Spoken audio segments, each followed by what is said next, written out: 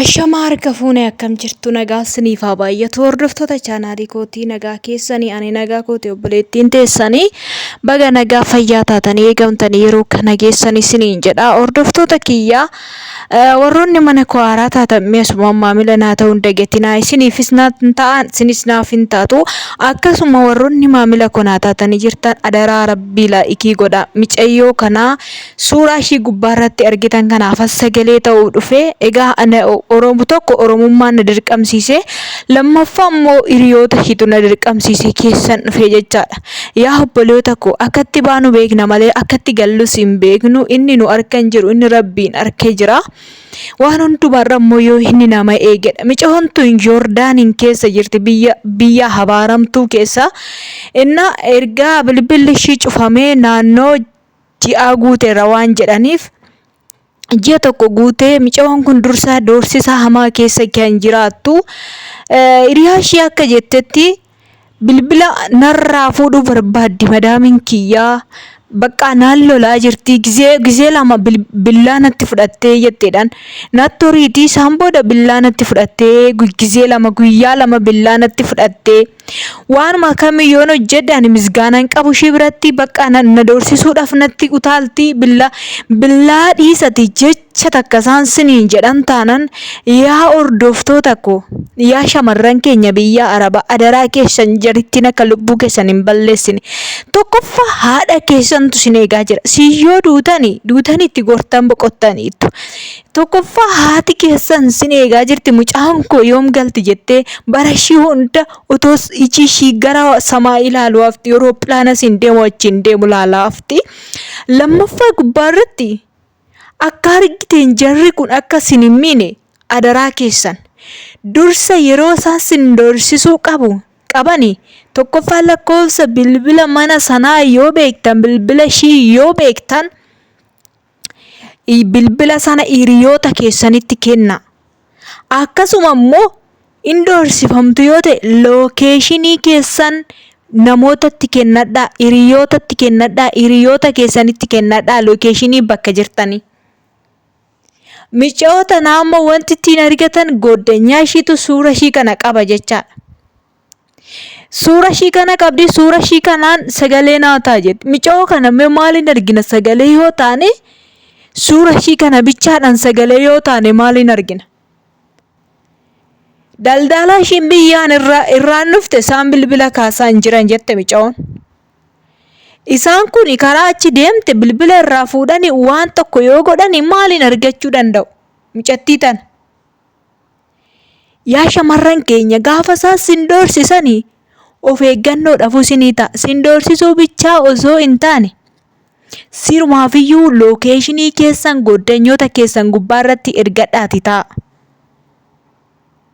Yookaan immoo akkuma siniin jedhe lakkoofsa mana sanaa lakkoofsa madaamii teessanii wasaappii ishii haa ta'u bilbila ishii qabadhaati hiriyoota keessanitti kenna. Wasaappis haa ta'u iimoos haa ta'u bilbila manaas haa ta'u hiriyoota keessanitti kennadhaa. Gaafa rakkoon tokko sinirra ga'e isaan dhaqanii sagalee gaafa sinii ta'an ijoolleen achi bilbila sana fudhatanii dhaqanii waarrataniit poolisoonni manitti sana qabanii too bilbila sanaan mana ishii qabuu danda'u. Micoo kana amma maaliin akka argan ani waasaan beekan. Dirqama ormummaa okee ani sagalee nan taaf garuu maaliin micayyoo kana akka argannu naan na dhibee jira. Kanaaf hordoftoota kiyya tokkoffaa rabbiin ishii biraa haa dhaabatu lammaffaa immoo akkaataa ittiin argannu ammaaf micayyoo goddanyaa ishii kan suuraa ishii poostii gootee suuraa ishii nu ergite jechaadha. Ishiirraa adda baafannaa akkaataa isaanii Waaqayyo sinaa eegu. Ani wanti dani viidiyoo yeroo baay'ee deddeebi'ee hojjedhuu fi akkasumatti dhaggeeffattanii toosim jettanii akka biraa baataniif miti.